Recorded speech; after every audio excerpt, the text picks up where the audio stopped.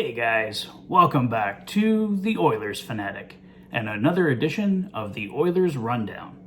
So there's a few notes of interest that I wanted to go over today. Daniel Nugent-Bowman of The Athletic posted a Q&A, so people sent him in questions and he provided answers today in his column. A couple of the questions that were sent in revolved around the Oilers' goaltending situation going forward. A couple targets that came up were John Gibson, a mainstay in Oilers Rumours for a few years now, and Marc-Andre Fleury. Both Fleury and Gibson have 10-team no-trade lists. We don't know if the Oilers are on either of their lists, so that could be a non-starter there. But it could be a situation where they are on Gibson and/or Fleury's list, but with the situation that Fleury and Gibson are both in, Gibson in Anaheim and Fleury in Chicago, and we know how much of a mess it is just all around in Chicago right now. Horrible situation with Kyle Beach, and then, of course, the team's doing horrible as well. I think Fleury would probably welcome a change out of there. The Oilers could be a team that could look appealing to him at this point. If we're going between the two of them, between Fleury and Gibson, I'd say right now I'd probably be leaning more towards Fleury. Fleury gives the Oilers an instant upgrade, and his contract's up at the end of the year, so the Oilers have the freedom going forward to do pretty much whatever they want. Cap-wise and prospect-wise, I would think they want to go with Mike Smith and Stuart Skinner, or possibly Smith or Ilya Konovalov next year. Right now, we know Skinner's higher on the pecking order, so it's probably going to be Smith and Skinner. If the Oilers got John Gibson, obviously that would be a completely different situation. Probably have John Gibson for the remainder of this year for whenever the Oilers acquire him. And then it would be Smith and Gibson next year going forward, either John Gibson and Stuart Skinner or John Gibson and Ilya Konovalov. Bob Stauffer mentioned when he was talking about John Gibson earlier this fall that would likely be one of the Oilers prospects going in the deal. So the Oilers would likely lose Skinner, Ilya Konovalov, or possibly Olivier Rodrigue.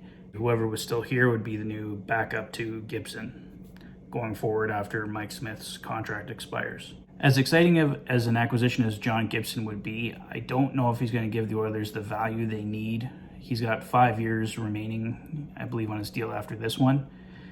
So the Oilers would still be locked into him for a long time at a $6.4 million cap hit. They might want to see what they have in their prospects, right? So if you're committing to John Gibson, then he's your guy for the next 5 years. And yeah, maybe the Oilers get a chance to win a cup or two over that time span. And then we really don't care about the remainder of John Gibson's contract. It's the same with all the long-term contracts they signed, right?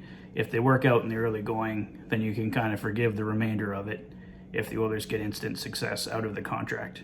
But if nothing comes of it, say like a Milan Lucic contract, for example, where the Oilers weren't getting anything and they're still tied in them for years to come, then it's a problem. So I think personally, if I was choosing between the two, I'd put my money in on Marc-Andre Fleury, see if you can get him here and go with Fleury and Smith for the remainder of the year. And then you still have the opportunity of going with a Smith or Skinner or Smith and a Konovalov next year. I don't think the Blackhawks can ask for a ton in return, losing his $7 million cap hit, unless the Oilers can see if the Blackhawks will retain some. If they're going to do a Fleury deal with Chicago, Koskinen would have to be going back the other way, or they find another team that will take Koskinen. I'm sure the Blackhawks would, because it would be $2.5 million savings for them for the rest of the year, and it looks like the Hawks aren't going anywhere anyway. Another note of interest from that article, Daniel Nugent-Bowman touches on Jesse Puljujarvi and Kailer Yamamoto. I think the Oilers have to choose one of them going forward. I don't think they'll be in a position where they can keep both. Yamamoto obviously hasn't had a strong start to this year. He had a poor year last year. But at the same time, do the Oilers want to keep him for a variety of reasons? Like, I like Yamamoto. He's a good little shit disturber, and he creates chances, draws penalties, but is that enough? So watching the Dave Tippett interview today, and he mentioned that in particular, like if Yamamoto's in your top six, he's got to be producing. Well, I think Yamamoto could potentially be involved in some kind of trade this year. We'll see what happens, but I don't see Yamamoto and Puljujarvi being here going forward. And if I'm choosing between the two right now, obviously Jesse Puljujarvi all the way.